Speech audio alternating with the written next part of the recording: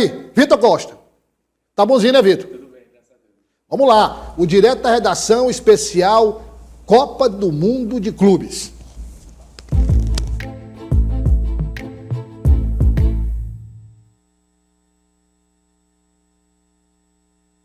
Vitor Costa, nós tivemos ontem Fluminense e Chelsea. Todo mundo falando em lei do ex, mas ontem foi a lei do ex foi assim... Foi implacável. Implacável, né? Exato. Implacável a lei do ex. Mas eu vou te contar uma coisa, aquele jogador do Fluminense, o João Pedro, joga demais. bom atacante. Puxa, bom atacante. pelo amor de um Deus. dos que a gente sempre fala, porque assim, quando a seleção estava convocando o João Pedro, a gente falava, mas está convocando jogador do Brighton. O João Pedro era do Brighton. Sim, o Howson do Real Madrid foi contratado de qual time? Exatamente, do Brentford, né? E, meu Deus do céu, um zagueiraço. Exatamente. Então não tem... Aliás, o segredo do scout, né? Isso. Tá aí, de olhar e ver Você tem que observar os jogadores, independente de onde eles estejam. Até porque Claro. o futebol é um esporte coletivo, mas que a individualidade de cada jogador é o fundamental. Então, acho que a seleção tinha muito disso. Claro que quando você joga muita pressão em cima de jogadores como o João Pedro, que são jovens jogadores que estão jogando Premier League, mas que às vezes você pode prejudicar esse tipo de jogador. O João Pedro, no meu entender, não. O João Pedro ele só não encaixava na seleção, porque a seleção também ninguém encaixava na seleção. A seleção não funcionava, Vitor. Exatamente. Então não dá para jogar. Eu acho, o Ancelotti disse que acompanha as semifinais. Ele está acompanhando as semifinais? Eu não vi se, inclusive, tinha essa informação mesmo, eu não vi se ele foi para esses jogos de semifinais lá lá nos Estados Unidos. Eu realmente, pelo menos não passou na TV, né? Mas agora, você falou aí, ele deve chamar o João Pedro. Sim, o João Pedro, inclusive, que tem características parecidas com o Richarlison, que é um jogador Agora, que o Ancelotti gosta. O Richarlison já demonstrou de novo que não tem condições na seleção. Exato. Ele não está jogando bem nem no Tottenham. Nem no Tottenham. Então, você falou das características do João Pedro, só que o João Pedro está jogando. Exato. Então, assim, coube bem, a luva foi bem. Então, assim, tá aí o João Pedro. E é o que a gente já sempre João falava. Pedro é vertical demais, é muito Exatamente. vertical, entendeu? E ele também, ele é um 9, ele é um centroavante, mas ele é um centroavante com muito mais participação fora da área. É um cara que gosta de participar da armação dos jogos, é muito rápido, muito veloz, sabe o que faz com a bola nos pés. Então, de fato, ele tem essas características que o Richarlison também tem. O Richarlison que começou jogando como ponta, e aí por isso ele desenvolveu essas características, depois foi ser centroavante. Então, acho que ele realmente pode ser uma boa peça para a seleção. Mas essa questão... Mas ele foi porque ele foi comprado nas oitavas, né? Isso. Um pouco antes. Antes, mas assim, inclusive, tem uma discussão que a FIFA deve mudar essas regras para o próximo Mundial. Sinceramente, eu não entendi por que está nesse Mundial. Não, a regra é regra Cristiano Ronaldo. Bom ponto. Foi aberta para o Cristiano, ver se o Cristiano Ronaldo vinha. Bom ponto. Então, assim, vai ser. A FIFA não deve mais abrir para dar igualdade. Não, o time que ganhou lá a competição, ou que está com uma boa pontuação, enfim. Inclusive, e deve aumentar o número de vagas também para 3, porque, por exemplo, se aumentasse o número de vagas, o Barcelona teria. Estaria. E aí teria o Liverpool possivelmente. O Liverpool estaria, então seria um outro Mundial, Isso. mais. Entendeu? E se a FIFA quer. E aí não tem sentido de 4 em 4 anos, que eu digo, se não houver evolução, não tem sentido, tem que evoluir. Então, acho que essa é uma evolução. Ô Vitor, vamos tratar dos detalhes, mas o João Pedro, neste jogo, foi um dos fatores decisivos para o Chelsea? Com certeza. A gente só precisa ver, Douglas, além do João Pedro, do que ele fez em campo, claramente foi decisivo, fez os 2 gols e ponto final, não tem muito o que se discutir, mas se o João Pedro não estivesse jogando, quem que o Chelsea escalaria para esse jogo? O Chelsea perdeu o Liam Delap por questões de cartões amarelos na última partida, então para essa ele estava suspenso. E o Chelsea, a outra opção do Chelsea era o Nicolas Jackson, um centroavante que foi expulso, inclusive contra o Flamengo, foi aquele que deu uma entrada criminosa no jogo contra o Flamengo no Ayrton Lucas. Foi expulso, pegou uma suspensão maior um pouco e deveria voltar nessa partida de ontem. Só um detalhe, a expulsão não é só ficar fora do próximo jogo, tem um julgamento. Isso, ele foi julgado e pegou mais um jogo. Além da expulsão automática, que você cumpre um jogo automaticamente, você tem mais ainda esse julgamento. Pode pegar até 12 jogos? Pode pegar também, exatamente, até dependendo 12, do que foi a gravidade. A pena máxima são 12 jogos. Né? Aí ele tomou 2 jogos, voltou nessa partida, né? Deveria voltar não, porque ele voltou, ele inclusive substituiu o João Pedro nessa partida. e que foi muito mal. Nesse jogo também. Já tinha sido mal contra o Flamengo, foi expulso, tinha sido mal na estreia do Chelsea no Mundial e jogou muito mal ontem. Ou seja, se você não tem o João Pedro nessa partida e você não tem o Liam Delap, você ia ter o Nicolas Jackson que não está jogando nada. Então seria, obviamente, uma vantagem para o seu adversário. Então, óbvio que o João Pedro fez diferença. E eu vi alguns jogadores, inclusive o René, que é o lateral piauiense, falou sobre isso. Ele foi questionado se ele achou que foi um fator predominante para essa derrota. Ele falou que, bom, tá na regra, o Chelsea usou da regra e tá tudo certo, não tem o que reclamar, mas que, de fato, quando você traz um jogador como o João Pedro, estava de férias, ou seja, teve um período onde ele teve esse descanso nesse período de tempo. Estava em forma. Em forma, continuou treinando, chega fresco e chega com essa vontade toda de mostrar serviço, Aí o resultado é esse. Agora, obviamente que o Chelsea é superior ao Fluminense. E aqui não vamos entrar... Olha, a história é o seguinte, porque tem várias teorias aí, e eu acho que ninguém deve entrar nessas teorias, porque é perda de tempo. Então, por exemplo, o Flamengo ganhou do Chelsea. Se o Chelsea ganhar o Mundial, a torcida já está dizendo o seguinte, o Chelsea é campeão do mundo e o Flamengo é o campeão moral. Não existe campeão moral. Não, absolutamente não existe. Não. Porque então, o Botafogo ganhou do PSG, se o PSG for campeão, o Botafogo é campeão moral. Tem esse título de campeão moral? O Botafogo é campeão moral da Champions League.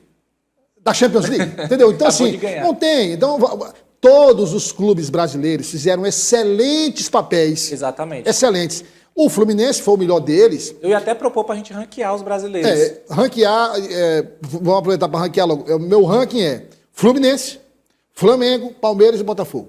Eu trocaria o Palmeiras pelo Botafogo. Pronto, então... Eu acho que o Palmeiras teve um Mundial pior do que o Mundial do Botafogo. De fato, tem sentido mesmo. O Botafogo foi mais... Embora tenha demitido o técnico. Embora o próprio Palmeiras tenha eliminado o Botafogo. Mas eliminou porque o técnico que foi brilhante contra o PSG... Vamos lá. Não quis jogar contra o Palmeiras. Isso, exatamente. Ele abdicou do jogo do Botafogo, mas é porque eu acho que o Botafogo, até por isso, por ser um treinador novo, um treinador que tinha chegado há pouco tempo no Botafogo, já foi até demitido, eu acho que o Botafogo ele não estava tão pronto para jogar esse Mundial, ao contrário do Palmeiras, que já tem um treinador há 2 anos. O Fluminense também não estava tão pronto. Exatamente. E o Fluminense conseguiu entregar no Mundial aquilo que ele não estava entregando durante toda a temporada, por exemplo. Então, de fato... Se a gente analisar, Vitor, vamos analisar aqui, a gente volta já para o jogo, mas vamos analisar, já que você pegou essa discussão, vamos analisar aqui a questão da preparação para o Mundial. O Botafogo não estava preparado para jogar esse Mundial, mas o técnico conseguiu, em alguns jogos, principalmente contra o PSG, armar um esquema tático que não só anulou o PSG, mas venceu a partida, elogiado inclusive pelo Luiz Henrique. Pelo próprio treinador adversário. O Palmeiras automaticamente estava preparado pela longevidade do Abel, pelos investimentos que tem, pelo elenco que tem. Né? Agora, de todos, o mais preparado é o Flamengo. Sim. Porque o esquema tático do Flamengo, o Felipe Luiz, vem adotando, inclusive no Brasileirão, nas outras competições, é parecido com o que ele fez na Copa do Mundo. Então, aquela história, eu não abro mão do meu modo de jogar.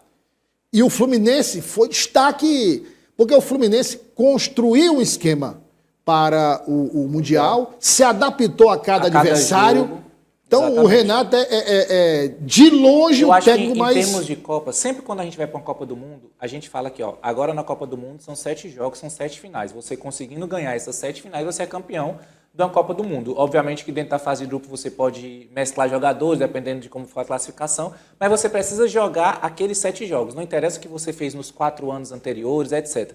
O Fluminense... Não, chegou, a fase de preparação... Acabou. Exatamente. Você zera dali. Zera, acabou. E o Fluminense fez exatamente isso. Não interessa o que a gente fez no Campeonato Carioca, o que a gente fez no Campeonato Brasileiro até agora, o que a gente vai fazer depois, Copa do Brasil, Libertadores, não interessa. A gente tem esses jogos para jogar. Como é que a gente vai jogar contra cada adversário? Como é que a gente vai jogar contra um time da África do Sul, que foi o Mamelodi Sundowns? Da Ásia, por exemplo. Da Ásia, da Coreia do Sul, que foi o Houston.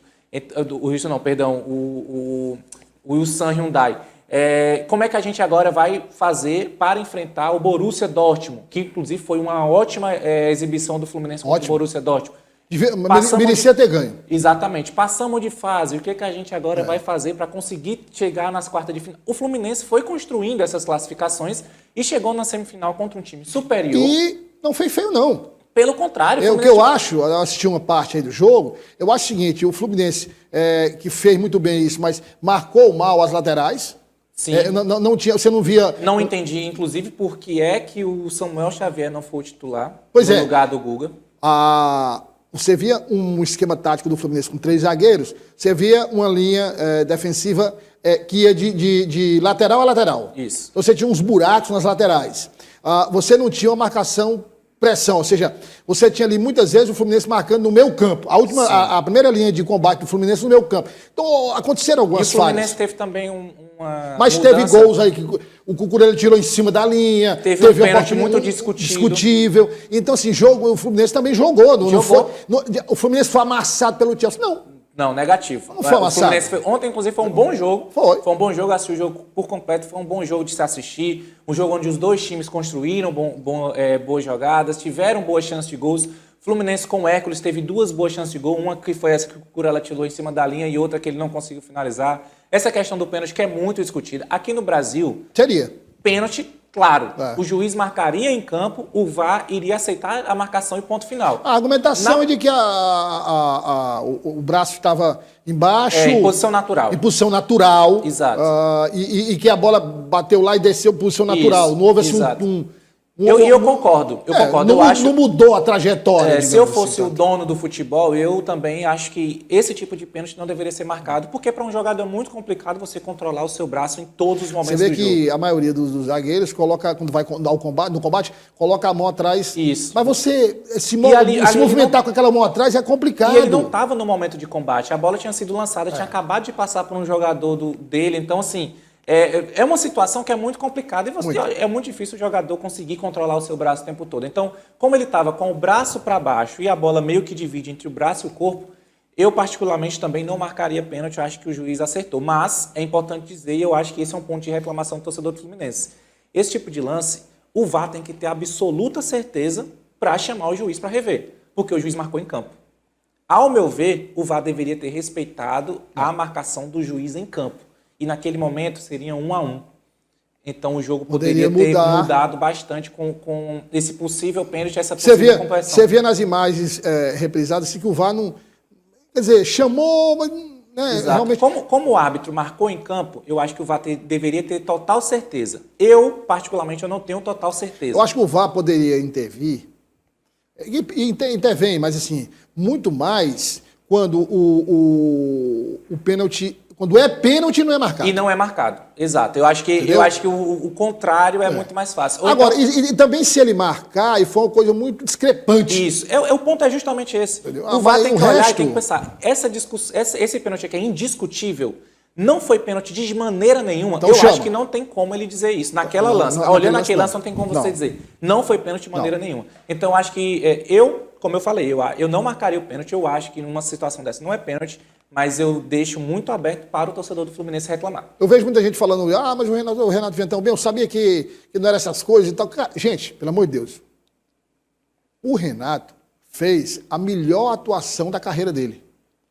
O Renato jogou contra a Inter de Milão, vice-campeã da Europa. O Renato jogou contra o Al Hilal, que é um time de Europa. Um time europeu no futebol árabe. No futebol árabe, que eliminou o Manchester City. Exatamente, com méritos. O Renato empatou com o Borussia Dortmund, merecendo ganhar a partida. E chegou com um time mais desqualificado por nós. Foi. Se a gente fosse ranquear antes, a gente com certeza colocaria o Fluminense em último. Não, se você dissesse assim, olha, o Fluminense vai disputar a semifinal.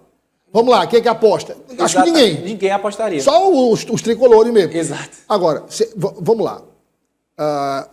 Porque o Renato perdeu um jogo do Mundial. Nós temos uma temporada inteira, na minha opinião, do maior técnico do mundo, que é o Guardiola. Uma temporada que o Manchester City lutou para conseguir uma vaga na Liga dos Campeões. Exatamente. Porque senão ia jogar a Europa League. Sim. Ia jogar a Europa League.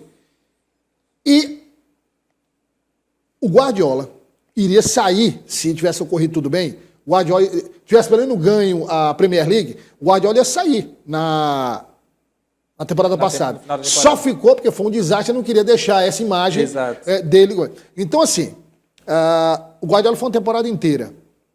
Vamos ver agora, porque eu acho que tem um legado de esquema tático, de esquemas táticos para as competições no Brasil. O Renato construiu um legado dos 3 zagueiros. O Fluminense, inclusive, treinou pouco com 3 zagueiros. Então, o Fluminense construiu um legado. O Flamengo aperfeiçoou alguns pontos. Não é? Não sei, o Abel tá esquisito, tá muito esquisito, Tá muito não sei esquisita. como é Toda que... a relação do Palmeiras com o treinador tá esquisita já. Tá esquisita. Com o presidente, Então, os jogadores. Então eu vou focar Flamengo e Fluminense. Levam um legado para jogar aqui no Brasil. Então é um negócio que...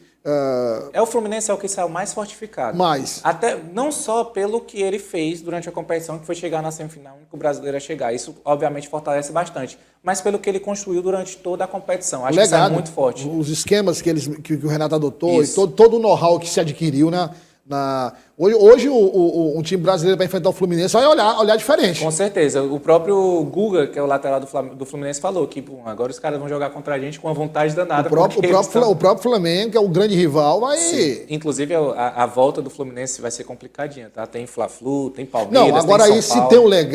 se tem um legado, aí tem desgaste físico. Sim. Os dois times descansaram. Desgaste físico, é preciso fazer uma gestão de tempo para não haver contusões, perder gente, saber se o Arias vai ficar ou não vai ficar. Exato. Tem outros jogadores também que foram observados. Ou seja, o Fluminense deve perder. Virou uma vitrine. Grande. A história lá do Corinthians, quando foi campeão mundial. Campeão mundial, muita gente sai. Então, assim, o Manchester City está de olho também em jogadores do Fluminense. Então, infelizmente, essa é a realidade. É isso. A nossa realidade financeira acaba fazendo isso. Se a gente faz isso com os sul-americanos, os europeus fazem isso com a gente. Então, por exemplo, 45 milhões de euros.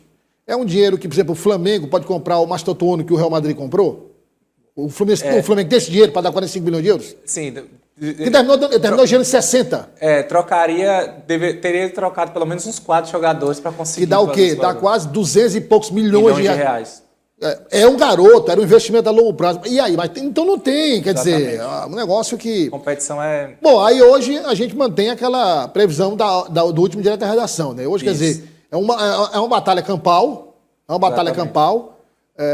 por exemplo, pode ter uma discrepância muito grande, um ou outro dá um show, dá um 4-0, pode, porque de um lado e de outro tem grandes times. Exatamente. E um pode estar muito feliz, o outro muito infeliz. A qualidade do trabalho do Luiz Henrique no PSG pode sobressair, mas o peso da camisa do Real Madrid que a gente sabe... E do trabalho já do Xabi Alonso que também. Já começa a dar resultados também. Mas a tendência é que seja um jogo parelho, é um jogo que a tendência é que não seja diferença de tantos gols. E que seja um jogo, como eu disse, uma batalha campal mesmo. Quer dizer, hoje o mundo inteiro está de olho nos 2 últimos campeões da Champions League. É um jogo assim, é uma final de Liga dos Campeões. Exato. É uma final de Liga dos Campeões. Final. E provavelmente o campeão da Copa do Mundo sai desse jogo. Muito provavelmente. Se eu tivesse que apostar, eu diria que sim. Porque pelo que o Chelsea fez durante a Copa do Mundo... Que está se reformulando também, o Chelsea. Que está crescendo na competição também. É um time muito jovem. 24 anos a média. Exatamente. Então, assim, é uma situação que eu acho que está mais para quem sai desse jogo. Mas o Chelsea é bom dizer que tem crescido na competição também. Melhorou. Exato. Durante toda a temporada o Chelsea está mostrando isso. Durante a temporada eles foram crescendo e chegaram nesse momento agora melhor. Como o time é muito jovem, é um time para várias gerações. Com certeza. O Chelsea, digamos, daqui a 2 anos é um time para... Exatamente. Eles vão amadurecendo. Eu acho que realmente o Chelsea está sendo montado hoje para daqui 2, 3 temporadas mostrar esse resultado. Vitor, vamos ter um jogo hoje. Hoje é quarta, né? Isso. Aí amanhã, quinta-feira, a gente tem, de novo, o Natan é o seguinte, eu vou falar aqui, falando do meu Real Madrid, o Xabi Alonso está encantado com o Valverde, né? Diz que tá assim... tá maravilhado com o Valverde. Eu estou maravilhado com o Natan, porque o Natan, ele é repórter, ele é apresentador, ele é cinegrafista e agora fotógrafo. Colunista do jornal, então o homem joga em todas as posições. Entendeu? Ele está dizendo rolou Garangi, porque ninguém sabe. Vitor, amanhã a gente volta para falar de PSG e Real Madrid e PSG e fazer uma projeção para a final aí, que acontece no domingo. Obrigado. Exato.